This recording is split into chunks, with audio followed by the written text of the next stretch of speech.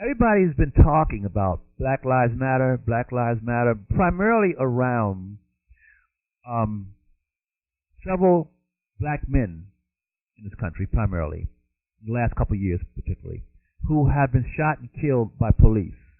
Now, when you examine um, who these people were and what happened, these are circumstances that could have been avoided if these men and women would have simply obeyed the law. Don't misunderstand me. There was a time in this country, pre-1964 especially, when when police officers, primarily white, Caucasian police officers, would randomly pick out a black man sitting in the park or walking down the street, or a black child walking home from school, would beat them, kill them, take them down to the police station, harass them, string them up in the woods, rape them, do whatever. Yes, that occurred.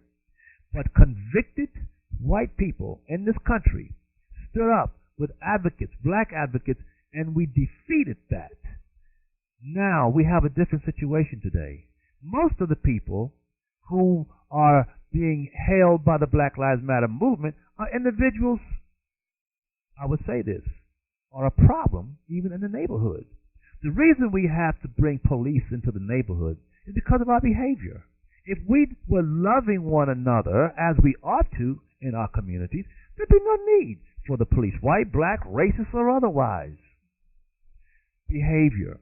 So the issue really, I appreciate what Black Lives Matter, the movement, is insinuating, but they are missing the point, which is where I want to bring you to. The matter is deeper than just our relationship with police officers. The matter is deeper than that. The matter is the theft of our 14th Amendment.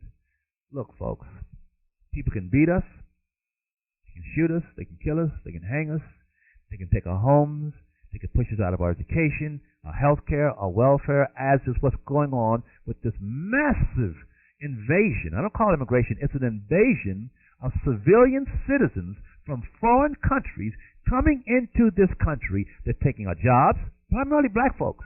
They're coming after, in the name of our civil rights that you white folks gave to us, to those 740,000 young and white boys. They're taking our housing, our jobs, our economics, our education, our welfare, everything. There's neighborhoods in L.A. now that once were all black people. Now it's all Hispanic, Latino people. And if a black, especially a young black, goes in that neighborhood, they're either beaten or killed. You talk about Jim Crowism. This is one crow. And it's worse than Jim Crow, because what's happening, folks, there's one thing, well, the Ku Klux Klan, for example. The Ku Klux Klan would beat us, burn our houses, chase us out of town, string us up, whatever. They did it to us. But never did the Ku Klux Klan ever try to take our identity as a people in this country. However, these foreigners are coming here in the name of what 740,000 innocent young white boys gave their lives over, claiming civil rights, particularly the 14th Amendment, our birth certificate, black people. You can kill me, take my house, do whatever, call me names. But if you take my heart, that which makes me someone in this country, that makes me matter, my 14th Amendment, my birthright, you take that, I'm nothing. I'm nothing. If you take the Torah from Jews, you have no more Jews.